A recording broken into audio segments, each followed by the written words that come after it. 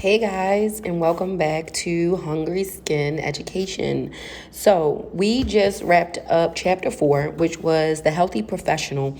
Now we're going to jump right into chapter 1, which is life skills. And to be totally honest, guys, as an educator and as an esthetician that's been doing this for just shy of a decade, your technical skills are going to be important, but not half as, or let me say, not more important than your life skills.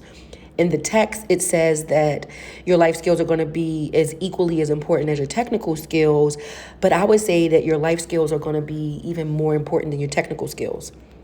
Guys, as I am building my spa behind the scenes, as I'm thinking about the type of professionals that I want to represent my brand, I would much rather have someone with good life skills than technical skills, because the technical piece, I can teach you that.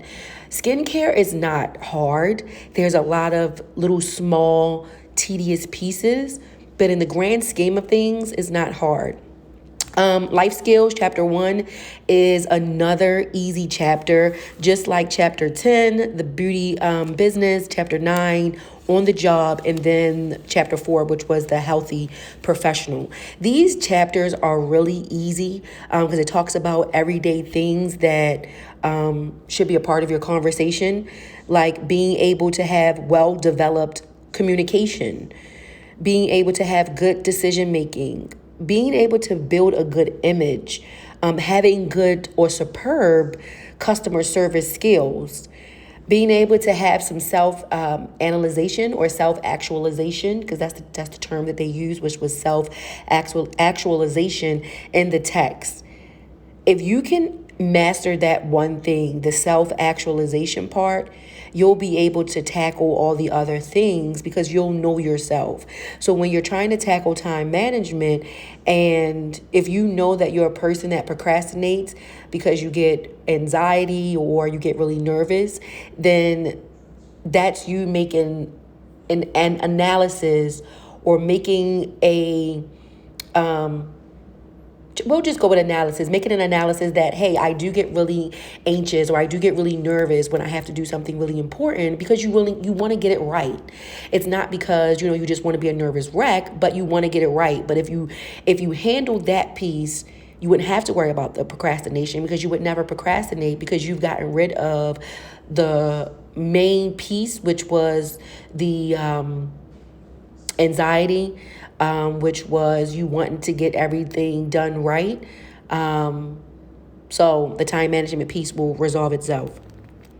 So we're going to do it the same way. Is we're going to pretty much go into the glossary, the terms that were used in this text, because that's what you're going to be tested on during state board, is the terms. You'll also have things like case studies that you have read that you had went over while you were reading your text, or hopefully your instructor tackled those pieces. But if you can recognize the terms, if you can remember the terms and play around with them, when I say play around with them, do role playing. I did a lot of role playing in my classroom, or I do a lot of role playing in my classroom. And the reason why I do a lot of role playing with my classroom is because I want the terms to become a part of your everyday conversation. I want them to become alive. So, one thing that I said before, what is the purpose of having life skills? You want to be able to relate to your clients. You also want to be able to know what to do when you get into tough conversations that you really don't want to speak on, or that you don't want to be a part of. But when you again, make those self-analyzation pieces about yourself. Maybe you're not as well-rounded when it comes to talking about economics, or maybe that's a conversation that you might shy away from because you're not that well-versed in that. Pick up a newspaper. Find out business literacy. Those are some things that can help you in your conversation. But life skills and actions, let me give you some examples. So your life skills are going to be, like I said, your day-to-day actions that show that you're a really well-rounded person. So I want to break down this chapter a little bit more than what I went into some other chapters previously, because as I mentioned, you're going to need to have good life skills. If you don't, your technical skills are only going to carry you but so far. But before we jump in, some of the learning objectives that were covered in this particular chapter is being able to explain what are life skills, listing the principles that contribute to your success, designing a mission statement, because believe it or not, guys, your mission statement is going to tie right back to you. Let me read this piece really quickly. So mission statement is your mission statement is what you establish when you're trying to come up with the purpose and the values, and you come up with your purpose and your values by the basis of your own life and how the workings of your own life works. So your values and what's important to you may not be important and may not be as held as high regard to someone else. So that's where you're going to base your mission statement off of, those key things. So designing your mission statement, setting long-term and short-term goals, passing your state board, maybe a short-term goal, maybe a short-term goal versus a long-term goal may be becoming a dermatologist, because that's something that just takes time. It takes at least 12 years, or if you can consolidate it to smaller time than that or a shorter amount of time than that, but it's at least going to take you, some time. That's not something that's going to happen within 2 years. So being able to set different types of goals and being able to differentiate between the two goals also, guys, is something good to be able to determine, because someone may think that, okay, I can become a dermatologist. That's going to be my short-term goal list. That's actually not that short of a short goal, because that, like I said, that takes time. Maybe a short-term goal that can work yourself up to this long-term goal is working as an esthetician in a derm's office while you are in school to become a dermatologist, or maybe taking a medical terminology class to help prepare you for when you do become a dermatologist, or if you do, just want to be able to build up your medical terminology vernacular and you want to be able to converse with people using those terms. So that's going to help you get to that long-term goal, being able to chop it down. Demonstrating effective time management. We're still going over the learning objectives. So demonstrating effective time management, employing successful learning tools, defining ethics, and then lastly, developing a positive personality and an attitude. So as I mentioned, all of these things are pretty common sense, pretty straight to the point. I would still suggest that you go over them, because common sense, I have found, is not that common for everyone. So as I started to say before going into the objectives, your life skills are going to be your day-to-day actions that show you are a well-rounded person. So here's some examples of that. Being helpful and caring for others. I love that they put that as the first bullet, because being helpful and caring for others, how you treat other people is a mirror image of how you view yourself. Making good friends. My take on that, making good friends, is just being able to engage with people in a positive, healthy manner. Because I'm not for necessarily going to a workplace or going to a function there to meet friends. If I meet some great connections or some potential relationships, then that is great. But I'm really going into it with the idea of, okay, what do I bring to the table? What can I bring to this facility? What can I bring to skincare projects? I'm not necessarily looking, okay, I'm going to be best friends with this person. I'm just looking to bring whatever value I bring. And if we can create some synergy with us together and then become friends afterwards, that's great. Feeling good about yourself. You got to find ways to always feel good about yourself. That's where affirmations are going to come in. Having a sense of humor. You got to laugh. Life is serious, but not as serious as we make it. So being able to laugh. Maintaining a cooperative attitude. You got to be able to get along with other people, especially in this business. If this is a business you want to be in, but you want to work solo, you probably should want to go into research. That's probably where you can be by yourself. And even still, you may have to work on a team if you're deciding to do research about something that's very large, and the subject needs to be broken down into smaller pieces. Approaching work with a strong sense of responsibility. Approach work, guys, with more of an owner mentality, not an employee mentality. I think that employee mentality to me is more of like a victim mentality. It's as if like, oh, somebody owes me something. I'm putting in this work, so you have to give me something for the effort that I put in. Come into it with a business owner mentality. Okay, this is my space. This is my space for a certain amount of time, and that space is a reflection of you as a brand. Even though you may be working in a spa or working in a facility where there is tons of people, and they do consider you as an employee and not maybe a contractor, an independent contractor, people still are looking at you as an independent esthetician. I don't care what umbrella you're under, meaning like what business you're under. People are still going to look at you as an individual brand. Being consistent in your work. Be very consistent in your work. If you see that you're not consistent in something, get some training, get some help, but be consistent, because that inconsistency, it will show in your work. Adapting successfully to different situations. One thing you have to remember, guys, is you don't have to conform, but you want to be able to adapt without getting so consumed into whatever it is you're getting consumed. Whatever it is that you're in is what I'm trying to say. Sticking to a goal and seeing your job through to completion. If you take a client and it's at the end of your shift, complete the client with greatness. That's the word that I thought about, was completed with greatness. Don't make that client feel like they are the last client. Make that client feel like they are the first client walking in, and they're like, wow, Jane Doe, John Doe, you gave me the experience you gave me. I didn't even know you guys were about to close. You made me feel so comfortable. So to me, in context of the chapter and what we're talking about in regards to sticking to a goal and seeing your job through to completion, that's a scenario that I would use for that. And sticking to a goal. If you have a goal of getting good at something and you're not that great, and maybe you've done 25 people, maybe you need to stick it out to maybe add 25 more people. That'll help you to get to the goal that you need to get to, and it'll help you to see it through. So mastering techniques to become more organized. Mastering techniques to become more organized. How can we use that and apply it to skincare?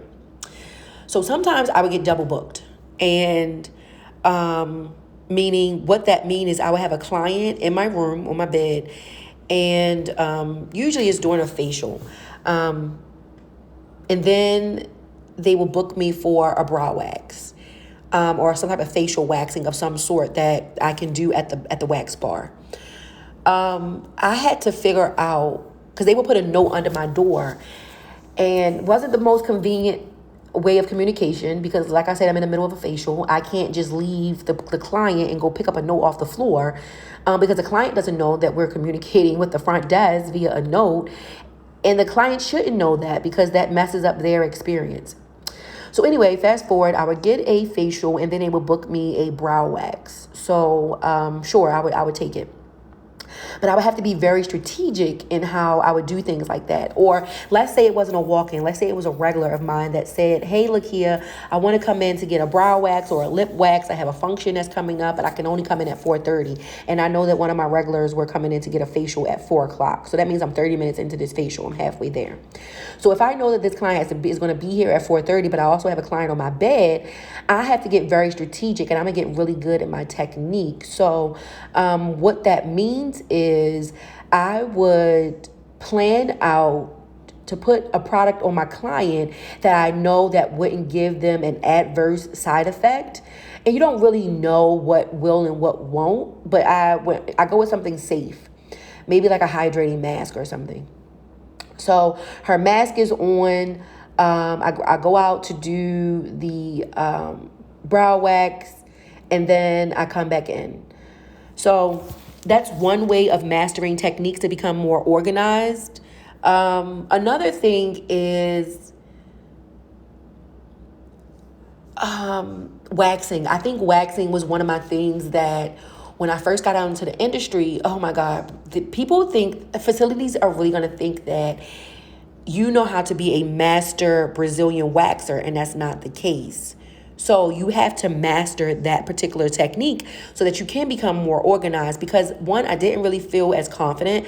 So I was kind of like all over the place. Like, okay, my sticks are right here. My strips are right here because we use soft wax. And I'm just like kind of like all over the place. But once I got a system, like, okay, I know I want to take this strip off first. I want this particular hair to go off first. I want this side to come off next. I want the client to hold here and I want them to hold here. By that point, I knew I can lay strips on her leg right here. I could put a strip in between her legs. I know I need to bring over 6 sticks. So it was like I was able to break it down to a science of how much product I need, how long it was going to take me. I could look at a client and tell how long it's going to take me for that particular client because I know what I may need to have them do. I know what I can do on my own. So mastering techniques to become more organized. And then lastly, developing sound decision-making skills. You got to know when to say no, because there's been times that they would ask me to take a client and I have a client on my bed. This is a brand new client. This is not one of my regulars, so I'm not going to leave her by herself. And I got to say no. But it could have been a slow week for me where I didn't make as much money. Maybe my book fell completely apart. And there was a lot of unforeseen things that had took place. But instead of me coming from a place of desperation, I'm just going to say, no, I'm not going to take, I'm just going to sign the bottom of that no, because you just signed the bottom of it if you'll take them or not, and just say, yes, give me a second, or just no. And sometimes I would say no, or times where I'm not busy and I'll say no. A time where I'm not busy and I would say no. I'll give you an example. We used to have clients that kind of dictated what used to go on in that particular spa because they had the most money. They would spend the most on products. They would come in the most to get services. So they kind of did whatever they wanted to do, whether it was against the policy or not. But we had a client and she was really a bit of a hassle. The manager did not want to fire her as a client, but a lot of us as skincare therapists, we didn't want to take her. So one day they put her in my book. I told them absolutely not. I'm not taking her. Because one, she comes in late. She likes to talk during her facials. She takes way more than 15 minutes after she's done with products, and she doesn't even purchase all of the products that you had recommended to her. One, I'm a stickler for my time, so I don't like when people to run late because I don't like to run late. And if I do run late, I try to find a way to just make it up. And then I don't like people to waste. Like I said, I'm a stickler for my time, and I don't like for people to waste my time. And if you know that you're not going to purchase all of these products, don't keep inquiring about products and you know that you're not going to purchase them. And if you've been coming here for over 20 years, then you know that we don't have a lot of time after we talk to you because you understand the business as if you're an esthetician at this point, probably. So you got to be able to make firm, good decision-making skills. So what do? These are some things some examples of what the life skills are. So how do you put these actions into, how do you put the steps into action for success? How do you build this foundation for success? So you're going to hear me say some things that might piggyback off of what I just said, but with the redundancy and the repetition, you're going to get it and it's going to make sense. So you want to build your self-esteem. You want to visualize your success.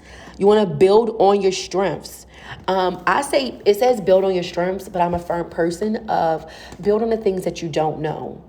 Building on your strengths is building on your strengths, but it's the things that you don't know that's going to hurt you, not even as an esthetician, but just in general in life. Because if I don't know, if I'm a great Brazilian waxer, but I don't know about maybe a particular add-on that I can add on that will make my service a great, just more sanitary. And this has become like a big trend amongst the waxing community or just the hair removal community. And I don't know about this particular sanitation method that I can implement into my service. that's going to hurt me, because once my clients find out about this particular piece that I could be adding in, and especially when I keep hearing, it becomes a trend of clients keep inquiring over and over and over again about if that's something that I do. Who doesn't want to be cleaner? Who doesn't want extra sanitation steps to be taken, especially when you're talking about somebody removing hair in your vaginal area? So build on your weaknesses also. Be kind to yourself. Chill out on yourself, guys. If it's something that you don't know, if it's something that you're working on, be kinder to yourself. You want to stay true to yourself. Be who you are. You're going to meet so many different women or men or just people. Let's just stick with people. You're going to meet so many different people with so many different personalities. Just be you. Like, seriously, just be you. I could remember when I first started out, or where I wouldn't even say where I first started out, because that's not where I first started, but where I spent the bulk of my career, it was a predominantly Caucasian spa, which was fine. I didn't care about that. And I could remember I had an instructor tell me, don't use my first name. My first name is Lakia. She told me to use my middle name. And I was like, what? So she said, well, Lakia sounds more urban. They'll know you're Black. I couldn't believe that she had said that to me, because she herself was also African American. So, and I was just like, I love my name. I'm not going to be someone else when that's my name, and I love it. So I never went by my middle name. I kept my first name. What my middle name is, I'll tell you guys at another time. Practice new behaviors. Practice new behaviors that are going to help you get closer to your success. You're never going to be able to get to a new space in your life, like a higher space or a higher place in your life, if you don't become someone different. You cannot be a healthy person with the same thoughts of, well, I'm just gonna fry chicken and eat a salad. I'm just going to get the mini muffins instead of the big muffins. No, you probably just need to cut it out completely. Don't try to tiptoe around stuff to try to stay an old version of yourself, but you want the new version, but you want the benefits of a newer version of yourself. So practice new behaviors. Keep your personal life separate from your work. Oh my gosh, guys. I used to work with this esthetician, and when I tell you, the clients knew more about her personal life than I did. So clients are going to talk. That's if you never knew that, clients in skincare talk just like the clients that get nail services, just like clients that get hair services. And when you work in a facility where there's a large amount of estheticians, it's very highly likely that one of your clients may go to someone else. Because if maybe you're sick, if you have kids, if you go on vacation, clients still need to be serviced, and they're not going to wait until you come back. And that's another thing. Clients will go to someone else. So if you're not good or if you're not great, clients will go somewhere else. If it's one little thing that you're not doing, but they go to see a different esthetician, when you're not there, they'll stick with that esthetician, and they'll probably come see that esthetician when you're not working. Just to not have any friction. Keep your energy up. Keep your energy up. That goes back to what I was saying about being consistent with your work, being consistent with your energy also. Your energy, a client shouldn't ever feel like, oh no, I don't ever want to go see Lakia when the spa is about to close because she rushes me, or she makes me feel like my time and money is not appreciated. So you want to keep your energy up. Another thing is you want to respect others. You got to remember that some of the things that we may think is okay may not be okay for someone else. I'll give you an example. I don't talk about politics in my skincare room. I also don't talk about religion, and I don't talk about race. Those are like the top 3 things that I don't talk about. And money. We'll go with money out of the things that I named. Some people may think that they need lots of money. They need lots of money. And then some people may think that I don't need much money. I just need just enough to do whatever it is that I need to do. And that whatever it is their business. And you may feel like, no, you need lots of money. If you had lots of money, you can do this and you can do that. that person's perspective is their perspective. So you have to let them keep their perspective and respect their ideas or their opinion. Okay? All right. So you also want to stay productive. Stay productive. Always keep doing something. When you don't have clients, go work on something to help build your business. When you don't have clients, work on something to help build yourself, because in turn, that's going to help build your business. What else? Yeah, so whenever you're not doing something like physically touching a client and you're at work, be doing something. When you're not at work and you need to be productive, do something to build yourself up behind the scenes. There are two things, though, that will kill your success. It'll kill your game plan. Those two things are procrastination and perfectionism. There is nothing worse than procrastinating on something that you know is going to be great, or something that you know is going to help others. I'm a prime example of procrastinating with putting this content together. One of the things that I wanted to do was I wanted to have better lighting. I wanted to have certain props. But a lot of the stuff didn't come together as quickly as I hoped it did. But people were still asking me, could I help them study? So I was just like, okay, I know that audio would be great. So I'll just go ahead and I'll just start recording. So yeah, procrastination and perfectionism, two things that'll help kill your success. So what did I also say? I just said that it'll kill your what? It'll kill your game plan. And that's going to be that's your plan of action. So you need that. All right, so let's just jump into this glossary really quickly. I know I said I wanted to break down this chapter, but I'm going to also record some other videos that breaks down each chapter individually. So I'll save more of that for that. Sorry to switch gears kind of like abruptly, but I'm looking at the time as I'm recording, and it's already over 20 minutes. So, and I want to get you guys the content that you came here for, which was studying for state board. All right, so what are your ethics? Your ethics are going to be your moral principles by which we live and work. Game plan. Game plan is going to be the conscious act of planning your life instead of just letting things happen. So you got to have a game plan. Don't just allow things to happen by default. Goal setting. Remember, I talked about some short-term and long-term goals. So goal setting is the identification of long-term and short-term goals that help you decide what you want out of life. Mind mapping. Oh, I absolutely love mind mapping. I call it mind dumping, but it's the same thing. It's a graphic representation of an idea or problem that helps organize one's thoughts. So it basically is you just writing things down to get to get your thoughts organized. I do this all the time. I love it because when my brain starts to get like really full and everything's starting to seem like it's overlapping, I need to clear this up so I need to add some clarity to it. So I do mind mapping, or I call it mind dumping, which is just writing down all my thoughts. Mission statement. So your mission statement is going to be a statement that establishes the purpose and the values by which an individual or an institution lives and works. It provides a sense of direction by defining guiding principles and clarifying goals, as well as how an organization operates. Mnemonic is any memorization device that helps a person recall information. They have lots of them. Or your organization. What is an organization? Is a method used to store new information for short-term and long-term memory.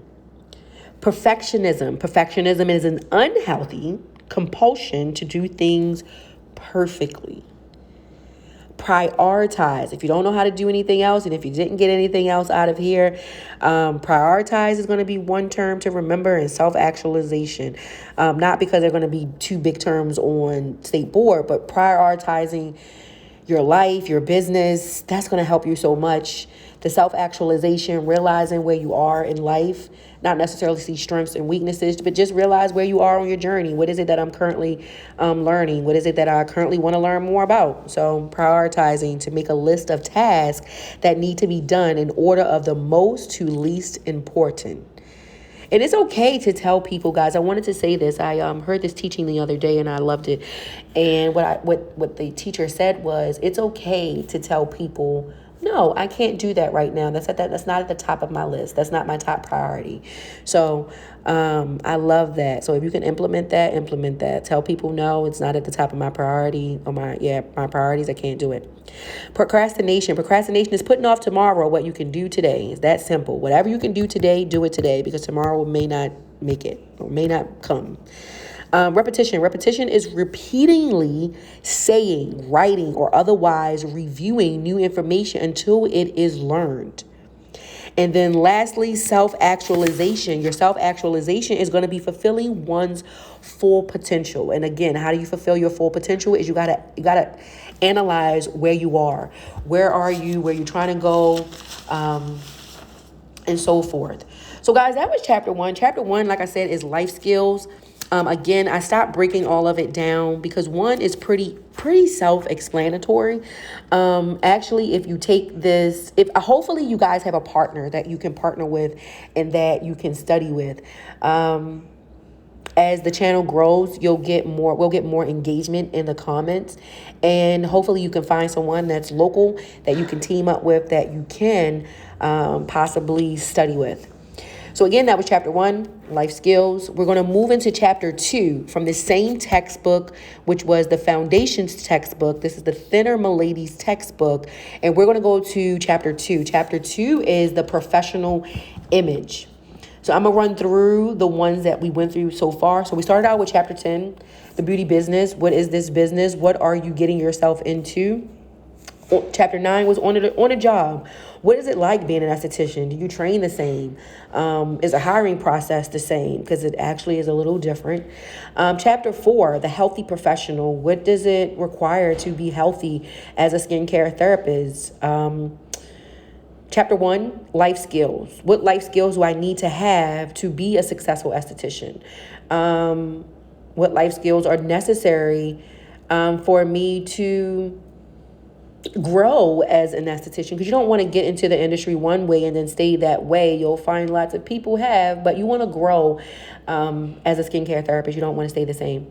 All right, so guys, that is my wrap up for chapter 1. I will see you guys in the next video for chapter 2.